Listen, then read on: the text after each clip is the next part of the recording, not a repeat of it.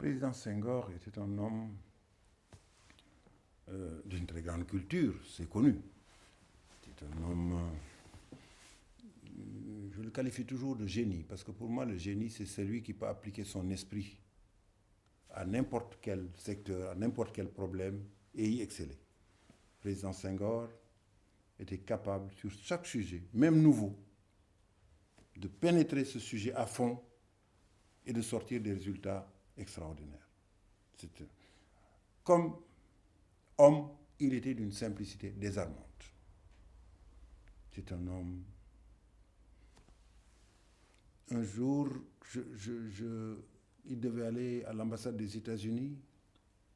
Et puis j'avais oublié qu'il m'avait demandé de venir l'accompagner. Il était patiemment debout sur les marches du palais, en train de m'attendre. Sans un mot de reproche. Je suis arrivé en courant, sans un mot de reproche.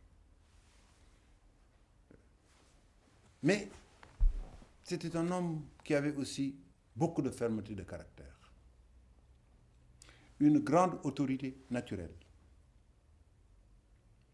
Un homme d'intégrité. Un homme de vision aussi. Avec une capacité de travail phénoménale. Et il a dirigé l'État du Sénégal de façon extraordinaire, fermement, avec beaucoup d'autorité, sans autoritarisme. Vous savez, sa formule préférée, c'était de dire il faut être ferme, sans faiblesse coupable et sans cruauté inutile. Ça le dépeint parfaitement. Il a toujours essayé d'exercer fermement ses fonctions.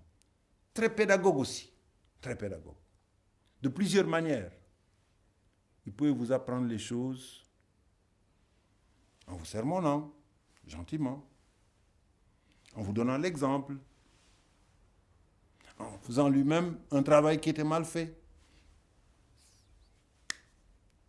Il était exigeant.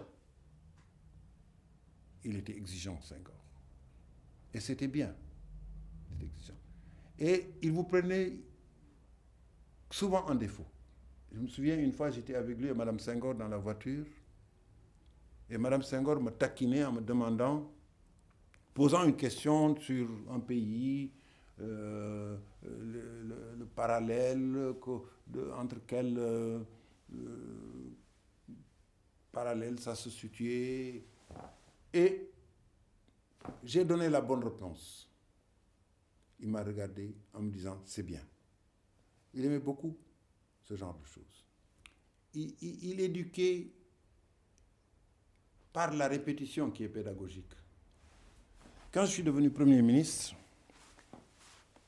les gens étaient toujours là, en train de se bousculer. Quand le président de la République passe quelque part, tout le monde veut passer devant. Alors moi, naturellement, comme je n'aime pas me bousculer, je laissais les gens passer. Et souvent, il était obligé de s'arrêter, de dire, mais où est Abdou? Qu'est-ce qu'il fait? Quelquefois, il allait au drapeau, et il faut que le Premier ministre soit là. Et je n'étais pas là, parce que les gens se bousculaient. Mais il était obligé de m'attendre, pour que j'arrive, pour qu'on fasse sonner l'hymne, qu'on exécute l'hymne et qu'on fasse le drapeau. Alors, plusieurs fois, il m'a dit, mais pourquoi? Mais tu es trop timide, tu te laisses trop marcher sur les pieds, mais pourquoi tu restes derrière tout le temps? Je dis, Monsieur le Président, moi je n'aime pas les bousculades. Comme il me l'a dit 2 fois, 3 fois, 4 fois, je n'ai rien fait. Il m'a envoyé une lettre. Monsieur le Premier ministre, je vous l'ai déjà dit et répété, vous êtes le chef du gouvernement. Vous devez être à mes côtés. Quoi qu'il arrive, je ne veux plus avoir à répéter ça. Alors là, c'était un ordre écrit et j'ai donc exécuté. Donc, vraiment, j'avais avec lui une relation de grande confiance. Quand il m'a nommé Premier ministre, il a commencé par me dire, tu sais, Abdou, tu sais que j'ai pour toi beaucoup d'affection. Je te considère comme un fils. Ce n'est pas pour ça que je t'ai nommé. Je t'ai nommé parce que je considère que tu es l'homme de la situation. Et parce que la très grande majorité des membres de mon parti est d'accord avec moi pour considérer que ce doit être toi.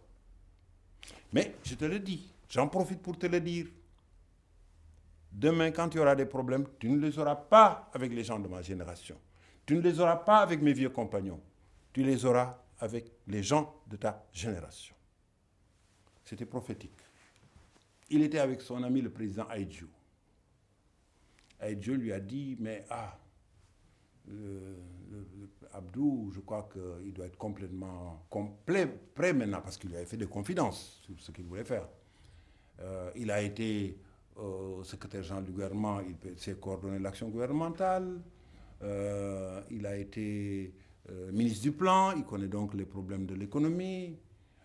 Donc il est administrateur, il connaît donc ça doit aller. Senghor lui a dit oui, il y a deux choses.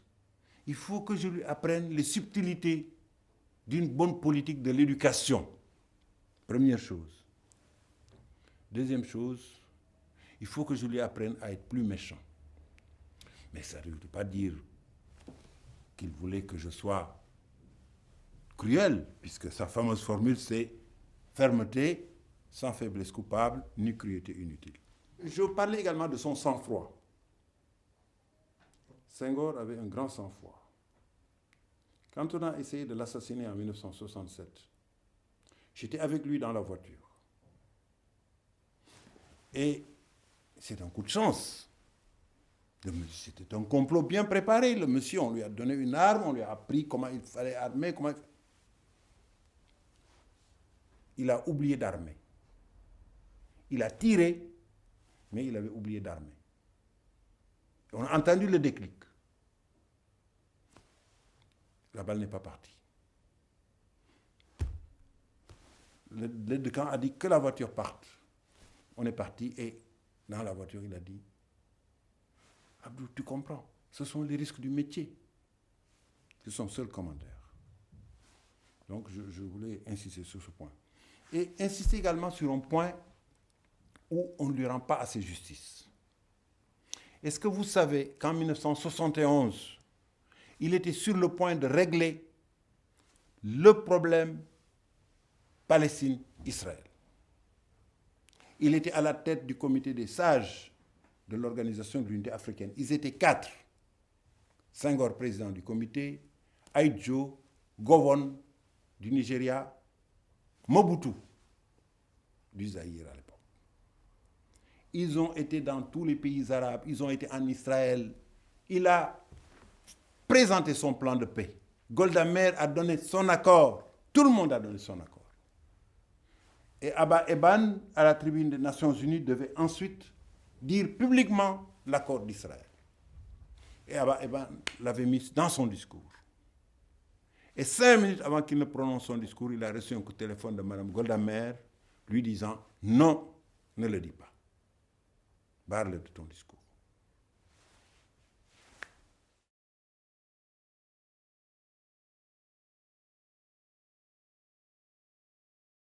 Moi, j'ai l'habitude de dire que je suis Senghor, je suis son successeur, je suis son héritier, je suis son fils spirituel, tout le reste. Ça, c'est sur un plan personnel. Mais je veux dire que Senghor n'a jamais été aussi actuel qu'aujourd'hui. Tous les thèmes qui sont développés actuellement, l'échange inégal, il a passé tout son temps à parler de détérioration des termes de l'échange, le dialogue des cultures et des civilisations, il a passé tout son temps à en parler. Le problème de la diversité des expressions culturelles, qui en est le corollaire. Le problème de ce que j'appelle le compromis dynamique dans les problèmes du monde.